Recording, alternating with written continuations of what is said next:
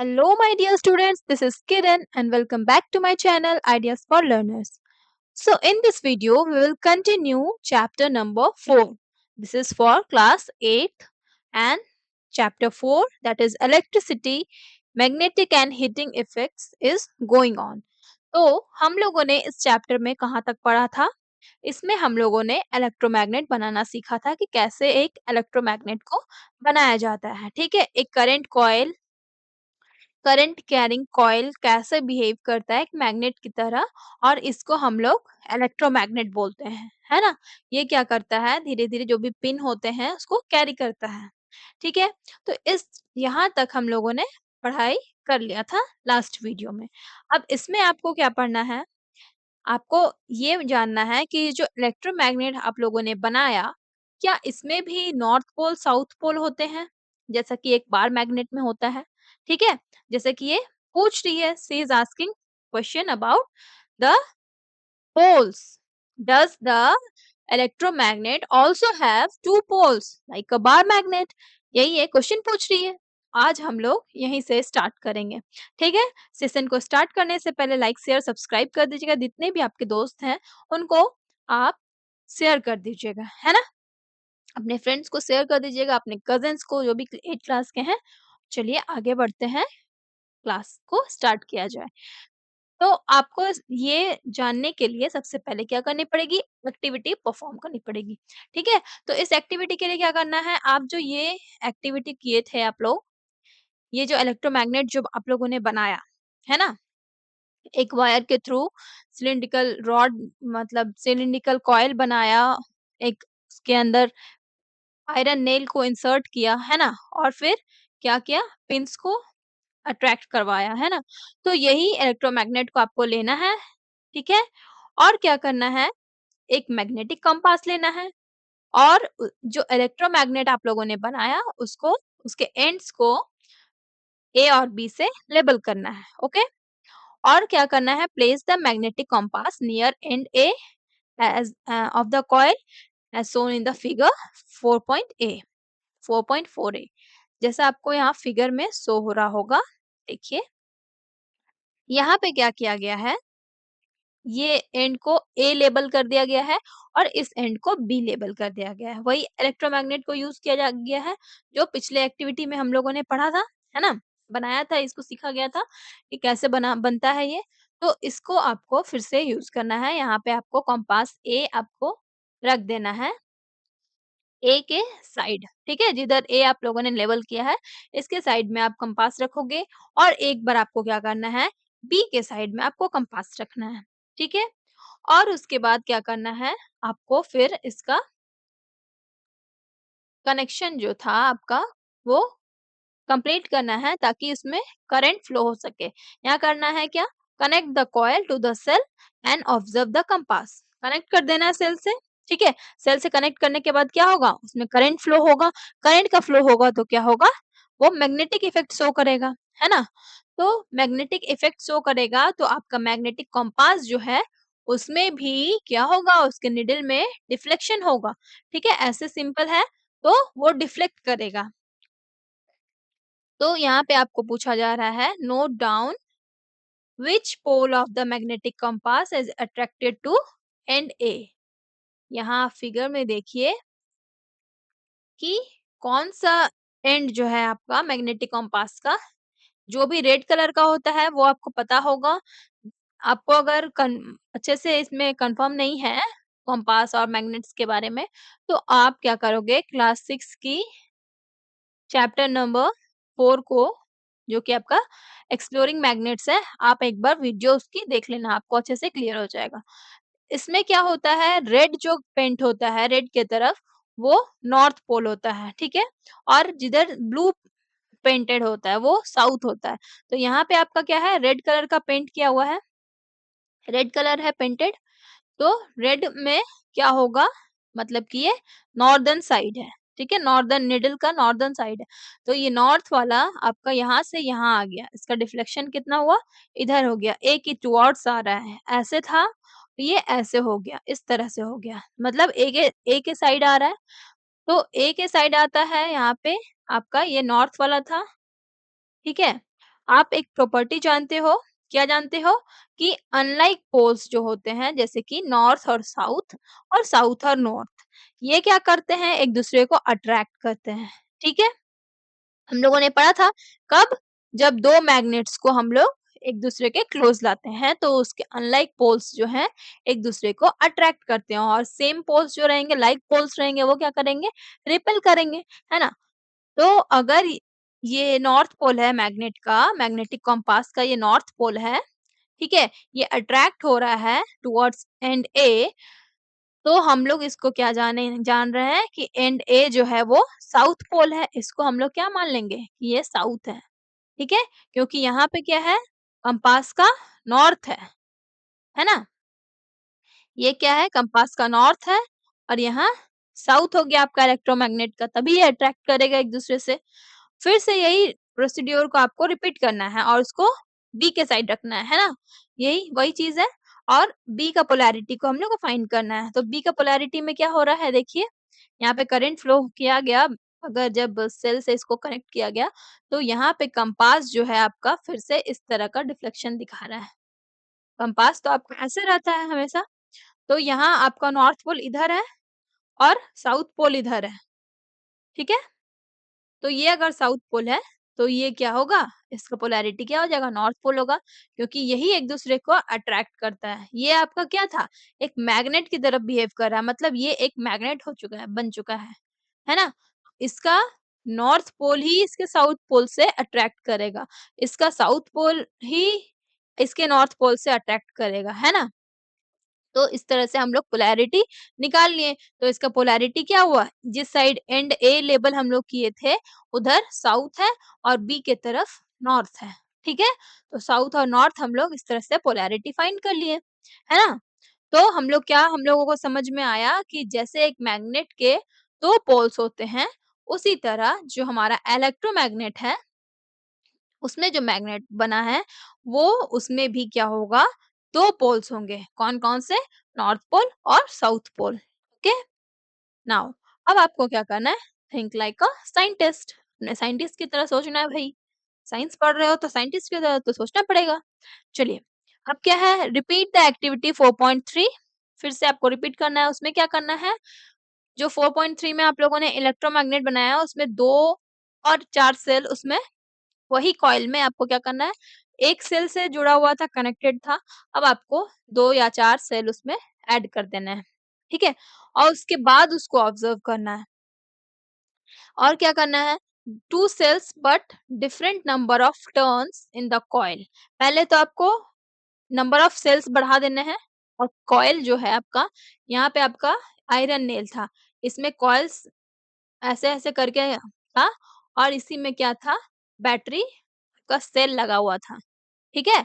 तो यहाँ पे आपको फर्स्ट आपको क्या करना है कि सेल का नंबर बढ़ाना है, मतलब 2-3 बैटरीज़ में यूज़ कर देना है, मतलब 2-3 सेल्स यूज़ करोगे तो 1 से ज़्यादा सेल को हम लोग क्या बोलते हैं? बैटरी बोलते हैं। ठीक है? तो यहाँ पे आपको कनेक्ट करना है, पहला ऑब्जर्वेशन ये करना है और दूसरा में क्या करना है, ये जो नंबर ऑफ कॉइल्स बहुत सारा था, इसको क्या करना है, आपको घटा देना है। ठीक है? मान लो इस तरह से आपको एक बैटरी से कनेक्ट कर दो इसको सेल से, ओके? तो इस तरह से करना है। तो क्या आप लोग ऑब्जर्व करोगे, what do you observe? A single cell provides only a small amount of current. जो सिंगल सेल से पहले कनेक्टेड था, तो वो क्या कर रहा था कि बहुत स्मॉल अमाउंट में करंट शो कर रहा था, ठीक है? उसमें बहुत छोटे अमाउंट में करंट आ रहा था, फ्लो हो रहा था। तो उसका मैग्नेटिक फील्ड क्या था? वीक था, क्योंकि करंट का अमाउंट स्मॉल था, तो मैग्नेटिक फील्ड भी उसका वीक होगा, है ना? और as a result deflection of the compass needle is less and the coil can attract only few clips. जब मैग्नेटिक फील्ड वीक होगा, तो कंपास का डिफ्लेक्शन भी क्या होगा? कम होगा और क्या होगा? कॉइल भी, उसका जो कॉइल था वो क्या करेगा? बहुत ही कम क्लिप्स को अट्रैक्ट कर पाएगा, बहुत ही कम क्लिप्स को अट्रैक्ट करेगा। और वही अगर हम लोग बैटरी को बहुत सारे सेल्स से मतलब जोड़ करके उसको लार्जर करंट देंगे, तो लार्जर करंट देने से क्या होगा कि उसका मैग्नेटिक फील्ड जो है स्ट्रांग हो जाएगा उसमें जो डिफ्लेक्शन हो रहा है कंपास में, वो बहुत ज़्यादा होगा, वो बहुत ज़्यादा शो होगा। और कॉइल क्या करेगा, बहुत ज़्यादा क्लिप्स को अट्रैक्ट करेगा, उसमें चिपक जाएगा, स्टिक हो जाएगा, है ना? तो ये डिफरेंसेस था, अगर आप सेल्स को बढ़ाओगे। और क्या है, the increase in the number of turns in the coil, जितना ज्यादा नंबर ऑफ टर्न्स रहेंगे, ये कम हो गया। तो इसमें भी क्या होगा कि आपका मैग्नेट जो है थोड़ा सा मतलब कि लेस मैग्नेटिक होगा, उसका मैग्नेटिक फील्ड जो होगा वीक होगा। और जितना ज्यादा नंबर ऑफ टर्न्स होंगे कॉइल में, उससे क्या होगा कि आपका कॉइल जो है एक स्ट्रॉन्गर मैग्नेट की तरह बिहेव करेगा, ठीक है? तो आपके ये क्या-क्या किन-किन फैक्टर्स में डिपेंड करता है इलेक्ट्रोमैग्नेट जो है, उसमें आपका बैटरी, अगर जितना पावरफुल आप बैटरी डालोगे, जितना ज़्यादा नंबर ऑफ सेल्स रहेंगे, उतना ज़्यादा हायर मैग्नेटिक फील्ड होगा, स्ट्रॉन्गर मैग्नेटिक फील्ड होगा, ठीक है? और क्या होगा कि डिफ्लेक्शन जो है वो ज़्यादा होगा और वो ज़्यादा चीज़ों को अट्रैक्ट कर पाएगा, है ना? नाउ अभी क्या बोला गया है, repeat the activity 4.4 bye changing the direction of current. अब डायरेक्शन कैसे चेंज होगा भाई? ये जो आपका 4.4 है, ये एक्टिविटी, है ना? इसमें क्या है, डायरेक्शन ऑफ करंट क्या होता है? पॉजिटिव से नेगेटिव टर्मिनल जाता है ना? पॉजिटिव से नेगेटिव जाता है। तो आपको क्या करना है, ये आपका करंट इधर से फ्लो हो रहा है, ठीक है? अब आपको क्या करना है, बैटरी के टर्मिनल्स को चेंज कर देना है। इधर इधर पॉजिटिव कर देना है और इधर नेगेटिव कर देना है। तब आप शो करो कि क्या होता है, ठीक है? ऑब्जर्व करो। तो उसमें क्या होगा, जो स्ट्रेंथ है इलेक्ट्रोमैग्नेट का, वो भी चेंज हो जाएगा by changing the amount of electric current flowing through the coil और the number of turns of the coil और बोथ। अगर आप उसकी डायरेक्शन चेंज करोगे, तो डायरेक्शन चेंज करने से क्या होगा कि करंट का जो फ्लो था, उसका भी अमाउंट जो है उसमें भी चेंजिंग आएगी, ठीक है? तो इसमें करंट का अमाउंट में चेंजेस आएगा तो क्या आएगा, चेंजेस किसमें आएगा, जो इलेक्ट्रोमैग्नेट था उसके स्ट्रेंथ में चेंजेस आएगा। मतलब जितना वो उसका कैपेसिटी था होल्ड करने का, जैसे कि वो अट्रैक्ट कर ले रहा था पिन्स को, ठीक है? तो उसमें वो कम ज़्यादा कर सकता है। जितना ज़्यादा अमाउंट ऑफ करंट रहेगा, तो उतना ज़्यादा उसका स्ट्रेंथ रहेगा, जितना कम अमाउंट ऑफ इलेक्ट्रिक करंट होगा, तो उतना उसका स्ट्रेंथ जो है वो घट जाएगा, है ना? तो इस पे डिपेंड करता है इलेक्ट्रोमैग्नेट का स्ट्रेंथ। और नंबर ऑफ टर्न्स जितने ज़्यादा होंगे, उतना ज़्यादा स्ट्रेंथ होगा, ठीक है? Also the poles can be reversed by changing the direction of current. Direction of current को अब हम लोग पोल्स जो है वो रिवर्स हो जाएँगे। जब भी हम लोग डायरेक्शन ऑफ करंट जो है चेंज करेंगे, जब हम लोग जैसे सेल को रिवर्स कर देंगे, तो उसमें क्या होगा, डायरेक्शन उसका डिफरेंट हो जाएगा, उसका अपोज़िट हो जाएगा। तो उस समय उसके पोल्स भी जो हैं वो रिवर्स हो जाएँगे, ठीक है? मतलब आपका क्या पहले कैसे था, साउथ और नॉर्थ था, अब आपका अगर आप सेल को चेंज करोगे, सेल आपका इधर पॉज़िटिव हो गया, इधर नेगेटिव हो गया, तब आपका क्या हो जाएगा, उसका डायरेक्शन, पोल्स का डायरेक्शन हो जाएगा नॉर्थ और साउथ, ओके? चलिए, अब बढ़ते हैं a step further. Now, do you remember learning earlier in the chapter 4th of grade 6 that a freely suspended magnet rests along north-south direction? ठीक है? बहुत बच्चों को याद नहीं होगा, तो आप लोग उस वीडियो को ज़रूर देख लीजिएगा। क्लास 6 की प्लेलिस्ट को खोलकर आप लोग देखिएगा। मैग्नेट की जो वीडियो बनी हुई है चैप्टर 4 की, आप उसको फटाक से 2x स्पीड में आराम से देख लेना, आपको अच्छे से समझ में आ जाएगा, है ना? उसमें क्या बताया गया था कि एक जो मैग्नेट आपका सस्पेंडेड है, ठीक है? एक फ्रीली सस्पेंडेड मैग्नेट को रखा गया था, एक थ्रेड से बाँध कर एक मैग्नेट को रखा गया था, ठीक है? तो वो किस डायरेक्शन में जा रहा था, इस तरह से थ्रेड से बाँध करके एक मैग्नेट को रखा गया था, तो वो नॉर्थ साउथ डायरेक्शन में लाई कर रहा था, है ना? इस तरह से आके वो रुक जा रहा था नॉर्थ साउथ डायरेक्शन में, ठीक है? क्यों? क्योंकि हमारा अर्थ जो है, वो भी एक जायंट मैग्नेट की तरह खुद से बिहेव करता है ना? तो अब ये मैग्नेट आपका अर्थ में, अर्थ क्यों बिहेव करता है मैग्नेट की तरह?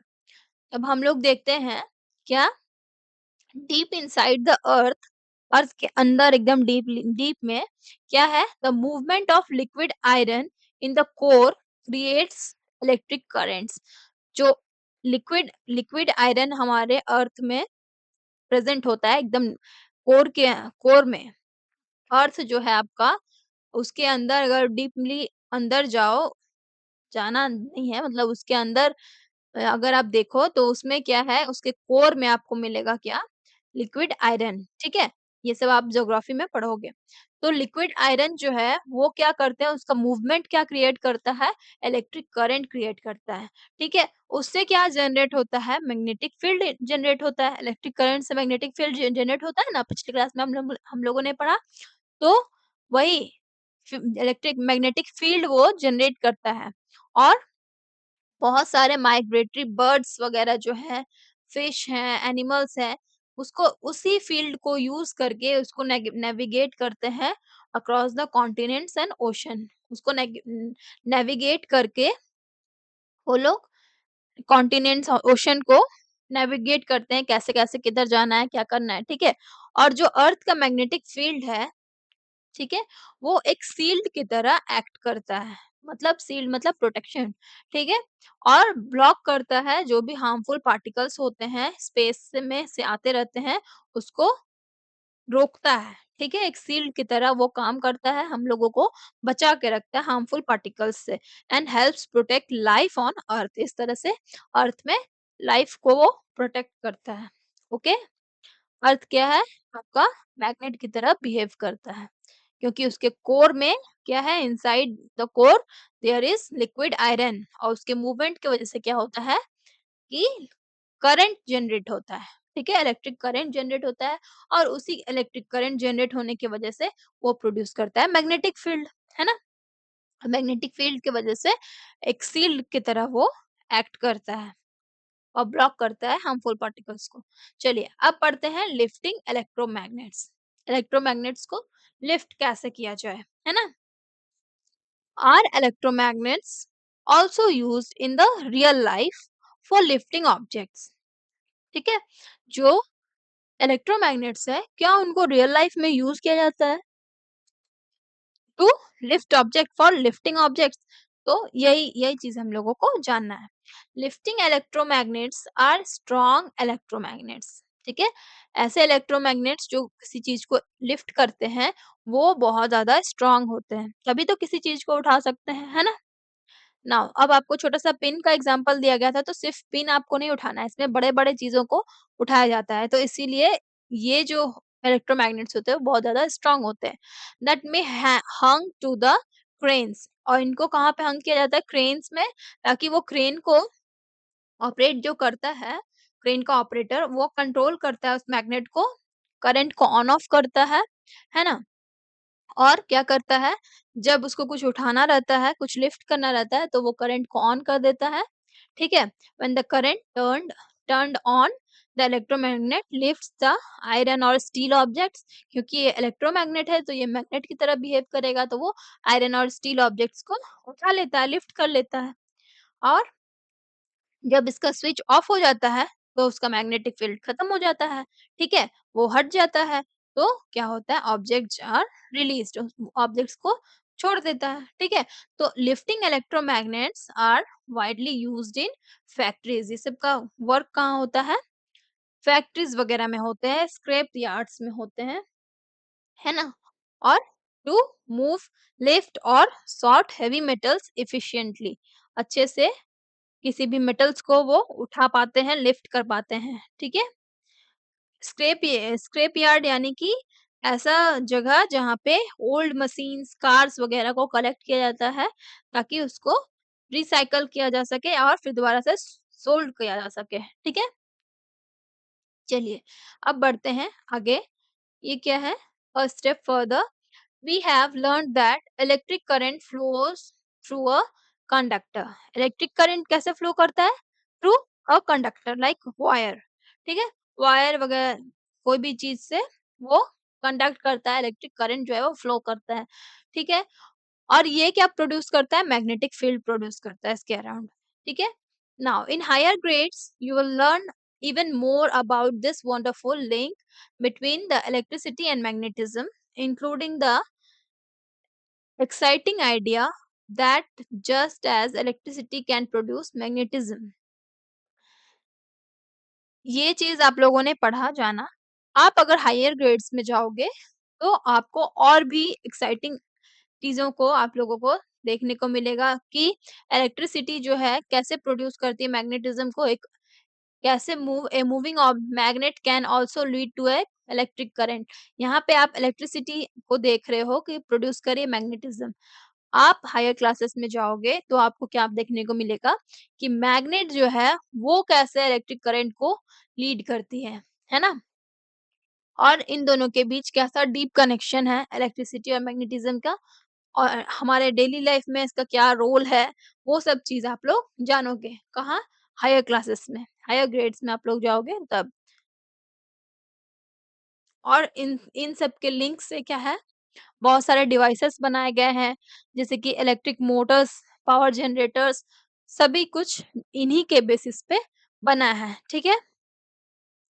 अब क्या है, does a current carrying wire get hot?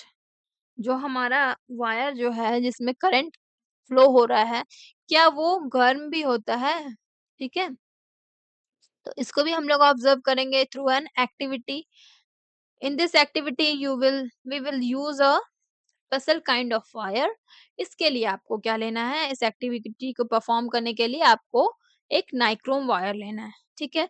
इस एक्टिविटी को परफॉर्म करने से पहले आप लोग सु किसी बड़ों के सामने आप लोग एक्टिविटी करोगे या फिर टीचर के सुपरविज़न में, ओके?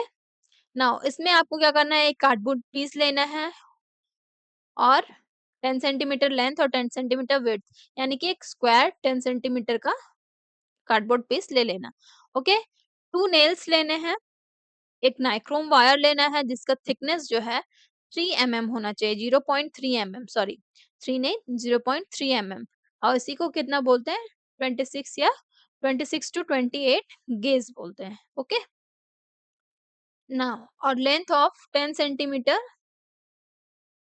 वायर आपको ले लेना है और इलेक्ट्रिक सेल लेने हैं, एक सेल होल्डर लेना है, एक स्विच लेना है और कनेक्टिंग वायर्स लेने हैं, ठीक है? अब आपको क्या करना है, mount the nails on the cardboard about 5 centimetre amount apart. यहाँ पे देखिए, इस तरह से आपको क्या करना है, 2 नेल्स को इसमें कार्डबोर्ड में 5 सेंटीमीटर की दूरी पर इसको ले लेना है, ठीक है? इसको अटैच करना है कनेक्टिंग वायर से सेल को, ठीक है? सेल को अटैच करना है, एक स्विच बनाना है यहाँ पे आपको, जो पिन से बना हुआ था स्विच, सेफ्टी पिन से, उसी से और इसको अटैच कर देना है इस वायर को इससे और ये जो आपका है यहाँ पे ऐसे बंद करके, इधर से बंद करके, ऐसे करके ये नाइक्रोम वायर लेना है, ठीक है? ये नाइक्रोम वायर को आपको यूज़ करना है। अब आपको क्या करना है, इस तरह से आपको सेटअप कर लेना है। फिर क्या करना है, ये सारी चीज़ मैं बता दी, वही करना है। अब उसके बाद आपका जो स्विच ऑफ था, पोजीशन आपका जो स्विच का ऑफ था, ठीक है? इसको आपको क्या करना है, इसको ऑन पोजीशन में लाना है, इसको टच करवा देना है। तो फिर क्या करोगे, फिर आप लोग क्या देखोगे कि इसके बाद आपको क्या करना है, इसमें जो नाइक्रोम वायर था, इसका स्विच को ऑन करना है, फिर बंद कर देना है और उसके बाद इसको टच करके देखना है। थोड़ा-सा टच करना है, ये नहीं कि पकड़ के रख लिए हैं, ठीक है? पकड़ोगे तो भाई फिर इंजरी हो जाएगी आपको, है ना? देखो यहाँ पे क्या करना है आपको, स्विच ऑन करना है for about 30 second, only 30 second के लिए ऑन करना है और उसके बाद ऑफ कर देना है। उसके बाद आपको नाइक्रोम वायर को टच करना है 1 सेकंड 2 सेकंड के लिए और फिर क्या आप लोग देखोगे और उसको ज़्यादा देर तक होल्ड नहीं करना है, ठीक है? और उसके बाद आप कुछ डिफरेंस फ़ील करोगे। क्या डिफरेंसेस आएँगे कि आप जो ये वायर टच करोगे, ये आपका हीट हो चुका होगा, ठीक है? ये गर्म हो चुका है, ठीक है? ये वायर जो है आपका थोड़ा-सा हॉट हो गया है ना? तो इसीलिए क्या कहा गया है आपको वायर को ज़्यादा देर तक टच नहीं करना है, नहीं तो आपको इंजरी भी हो सकती है। अब इसको क्या करना है फिर से 1-2 बार आपको रिपीट करके देखना है इस स्टेप को आपको रिपीट करना है। और उसके बाद आप क्या ऑब्जर्व करोगे, थोड़ा-सा आपका नाइक्रोम वायर जो है वो वार्म हो चुका है। When current is pass through it, wire जो है आपका गर्म हो गया। कैसे?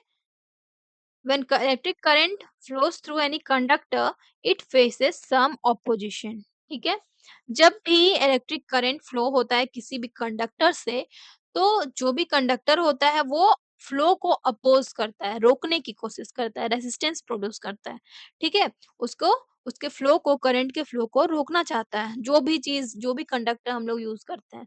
ठीक है?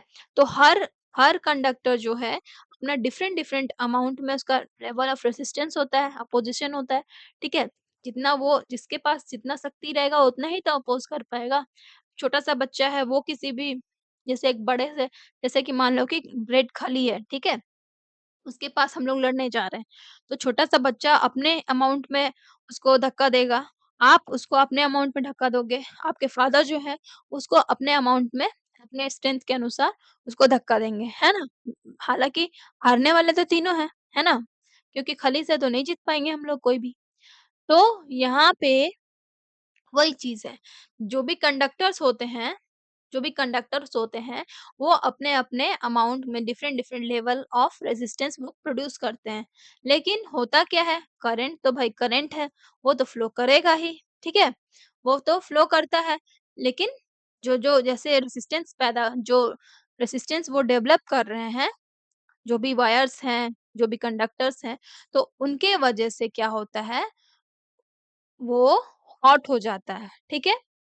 Different conductors offer different levels of resistance और to the flow of current, current को रोकने के लिए different different level of resistance वो लगाते हैं। Now a nichrome wire for example offers higher resistance as compare to the copper wire of the same size और same length के copper copper wire को अगर हम लोग लेंगे और वही साइज का लेंगे, तो हम लोग क्या ऑब्जर्व करेंगे कि कॉपर नाइक्रोम वायर जो है ये हायर रेजिस्टेंस वो डेवलप करेगा, और इसी रेजिस्टेंस के वजह से क्या होता है, जो इलेक्ट्रिकल एनर्जी होता है वो कन्वर्ट हो जाता है हीट एनर्जी में। ठीक है? इलेक्ट्रिकल एनर्जी कहाँ कन्वर्ट होता है? हीट एनर्जी में। ओके, तो यही हीट एनर्जी के कन्वर्ट होने के वजह से हमें हीटिंग इफेक्ट दिखता है। ठीक है? When electric current passes through a conductor, it gets heated. Okay, और this warming is known as a heating effect of electric current. और पिछले क्लास में हम लोग क्या देखे थे? मैग्नेटिक इफेक्ट देखा था, और इस क्लास में क्या आपको देखने को मिला? हीटिंग इफेक्ट कैसे होता है इलेक्ट्रिक करंट का, वो हम लोगों ने देखा। कैसे होता है? जो भी हमारे कंडक्टर्स होते हैं, वो करंट के फ्लो को अपोज करते हैं, रोकने की कोशिश करते हैं। ठीक है? तो उसके वजह से क्या होता है, हीट प्रोड्यूस होता है, जो इलेक्ट्रिकल एनर्जी होता है, उस रेजिस्टेंस के वजह से इलेक्ट्रिकल एनर्जी जो है वो कन्वर्ट हो जाता है हीट एनर्जी में। ओके, और हीट एनर्जी में कन्वर्ट होने की वजह से वो वार्मिंग जो होता है, वार्म हो रहा है ये कंडक्टर, तो वो वार्मिंग का ही हम लोग क्या कहते हैं, इसी फेनोमेनन को हम लोग heating effect of electric current बोलते हैं। ओके, तो ये था आपका। पिछली पेज में आपको एक क्वेश्चन पूछा गया था, while doing the activity for electromagnet did you also notice that the wire ends got warm?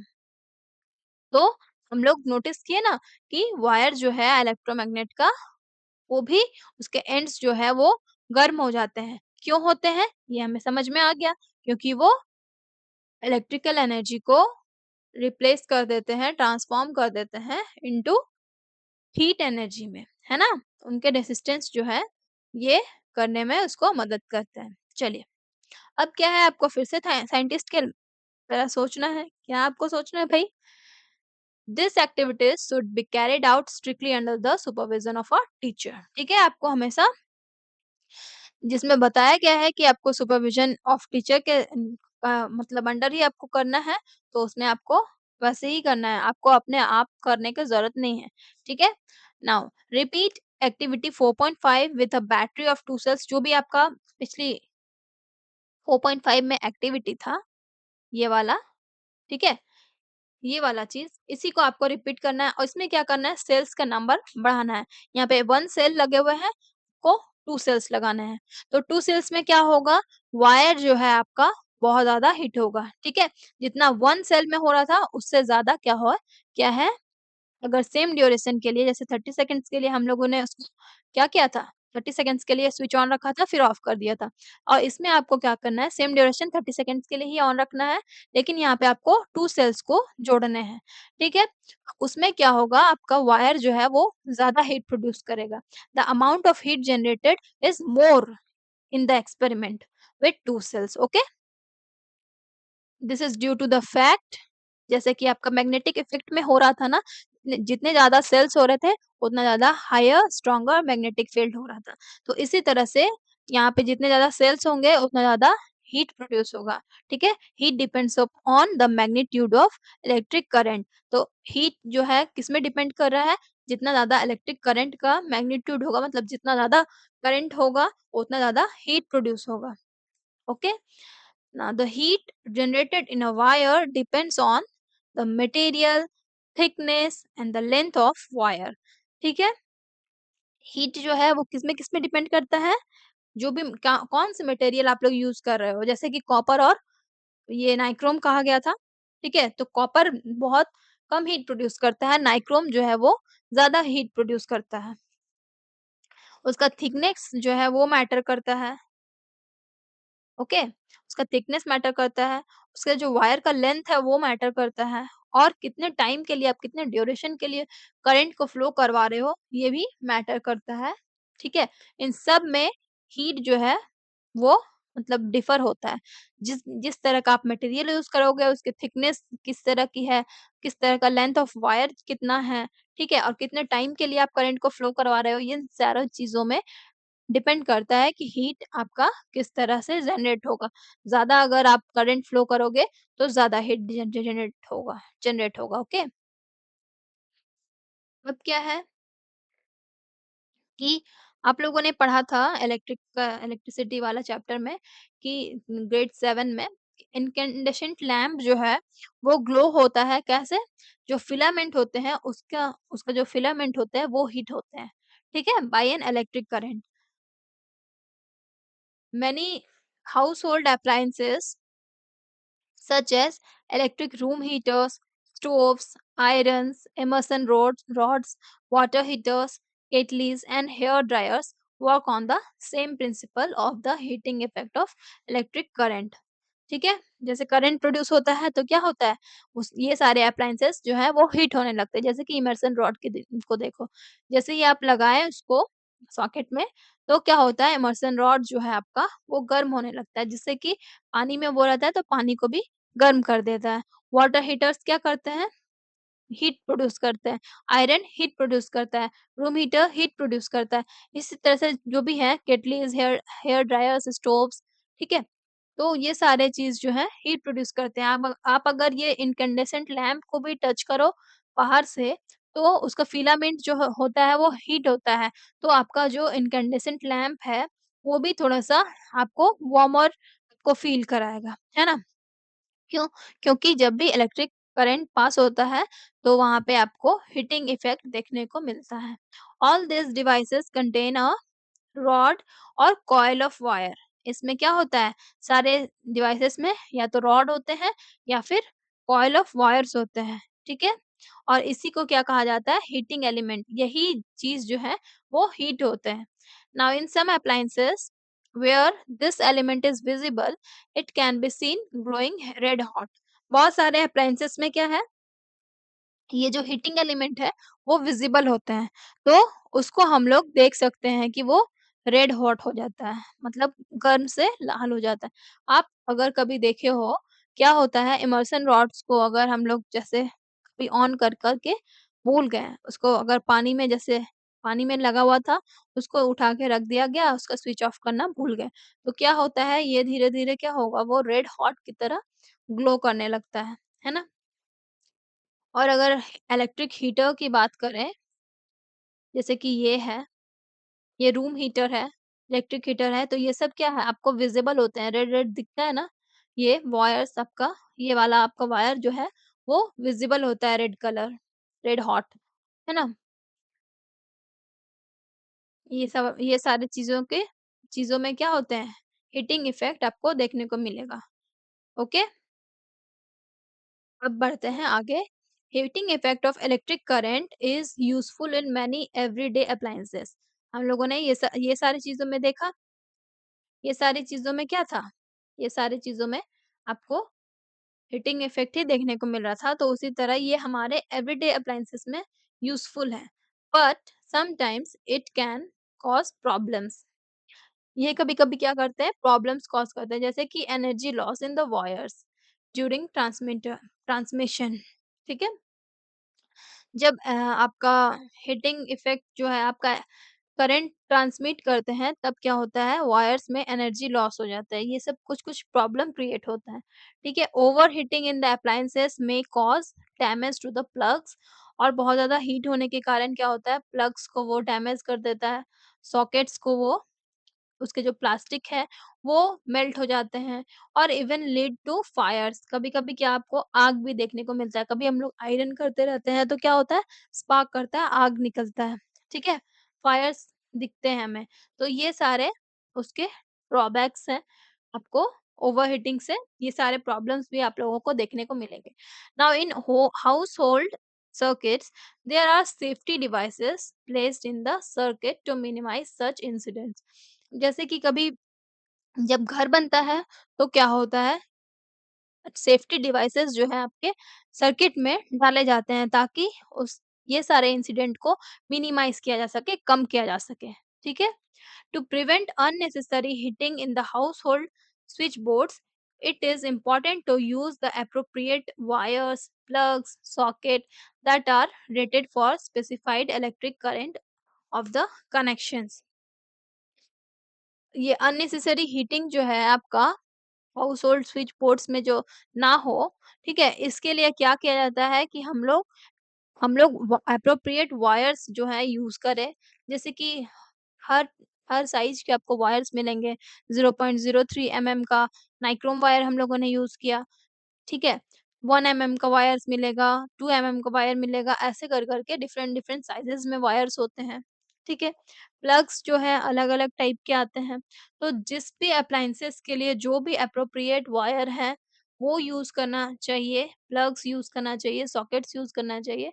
जो भी स्पेसिफाइड इलेक्ट्रिक कनेक्शन आप ले रहे हो, उसी के अनुसार आपको ये सारे चीज़ों को भी कनेक्ट करना चाहिए, ताकि इस तरह के अननेसेसरी हीटिंग जो है वो ना हो, ठीक है?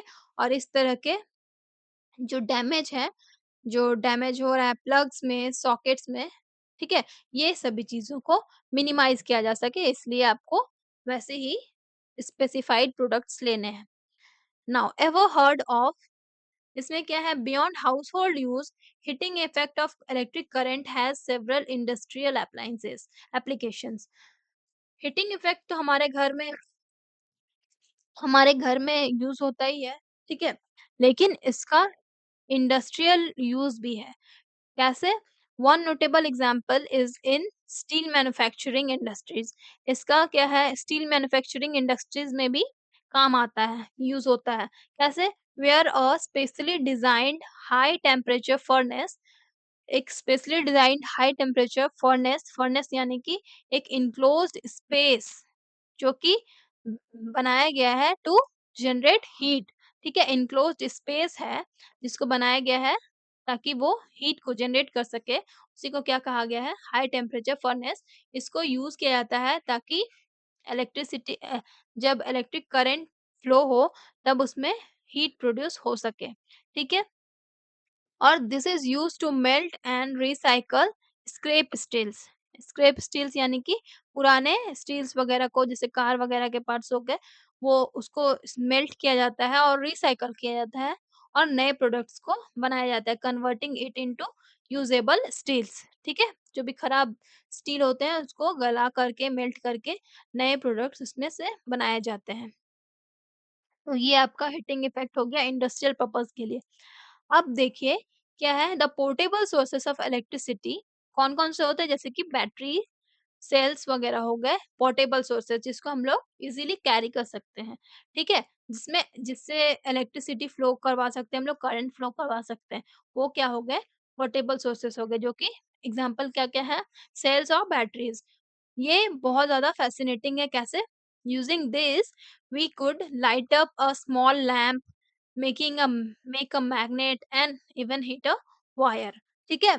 ये सब से हम लोग क्या कर सकते हैं? लैंप को जला सकते हैं, लैंप को लाइट अप कर सकते हैं, मैग्नेट बना सकते हैं और इवन वायर को हीट कर सकते हैं। ठीक है? नाउ यस, ये बताता है यस हाँ, but have you ever wondered what is inside these cells? इस सेल्स के बीच में अंदर में जो है वो क्या होता है? आपको पता है? ठीक है? आप कभी सोचे हो कि क्या होता है इस बैटरी के अंदर, सेल्स के अंदर जो कि इलेक्ट्रिसिटी प्रोड्यूस कर देता है? ठीक है? तो ये टॉपिक हम लोगों का होगा नेक्स्ट डे। तब तक आप लोग सोचिए कि इसमें क्या होगा जो कि इलेक्ट्रिसिटी को प्रोड्यूस करता है। ये सेल्स और बैटरीज़ में ऐसे क्या रहते हैं जो इलेक्ट्रिक करंट को फ्लो कर सकते हैं, इवन वायर को हीट कर सकते हैं, छोटे से एक लैंप को जला सकते हैं, ठीक है? और मैग्नेट बना सकते हैं। तो इसके अंदर ऐसा क्या चीज़ होना चाहिए, ओके? तो ये आपका नेक्स्ट टॉपिक रह गया। ये हम लोग नेक्स्ट वीडियो में करेंगे। यहाँ तक का आपका आज का वीडियो रहा। यहाँ तक किसी को कुछ प्रॉब्लम हो तो आप लोग कमेंट कर सकते हो, लाइक, शेयर, सब्सक्राइब कर देना और मिलते हैं नेक्स्ट वीडियो में। तब तक के लिए bye bye, take care, thanks for watching.